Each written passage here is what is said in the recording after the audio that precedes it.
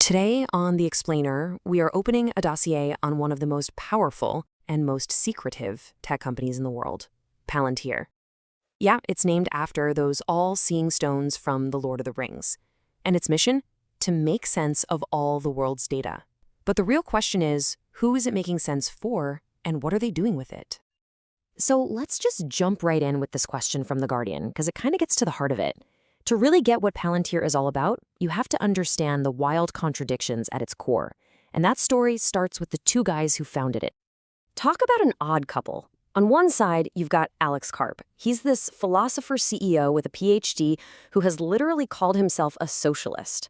And on the other side, Peter Thiel, the libertarian tech billionaire, maybe one of the most powerful figures on the political right.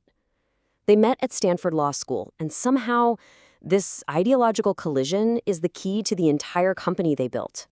So, right, how does that partnership build a multi-billion-dollar empire?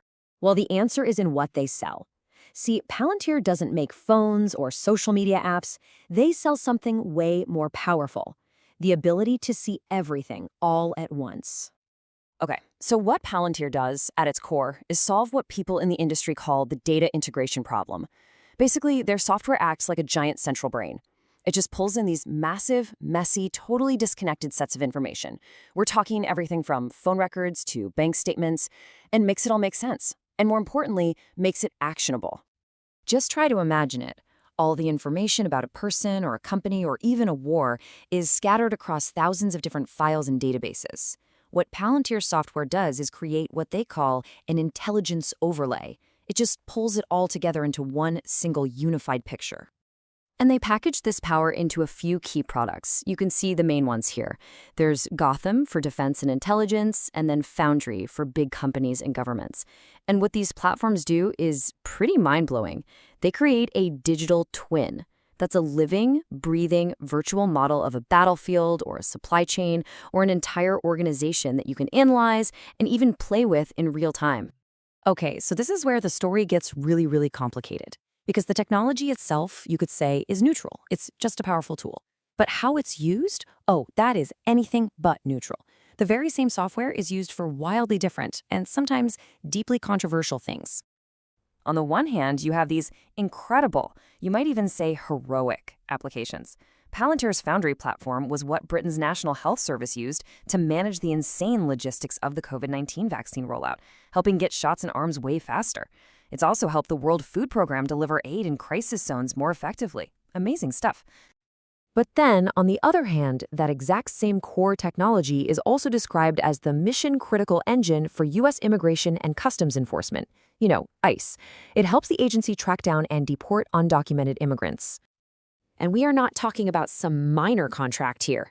So far, ICE has given Palantir deals worth over $250 million.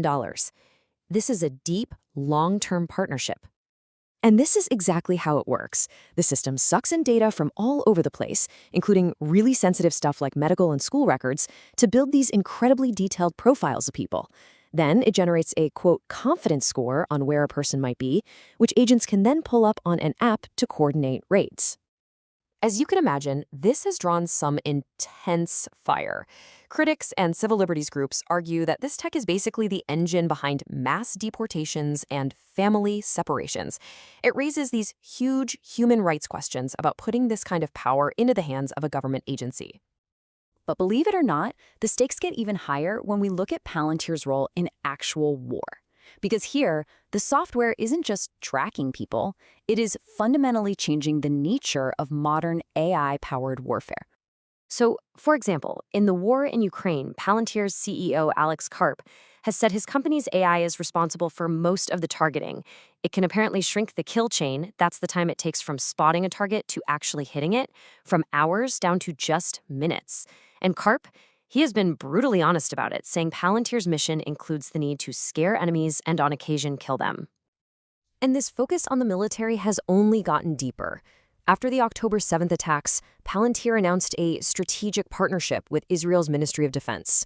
The head of their Israeli branch confirmed that, their main focus is supporting the country's security system.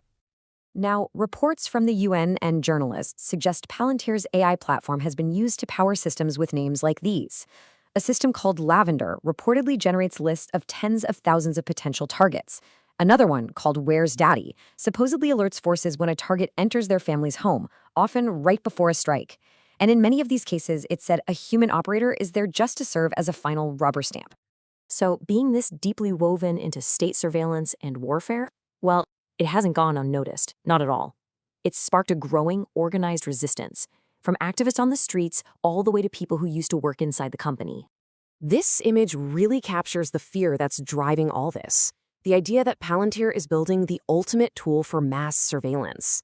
Back in July 2024, a nationwide day of action called #PurgePalantir saw protests erupt at the company's offices all across the country.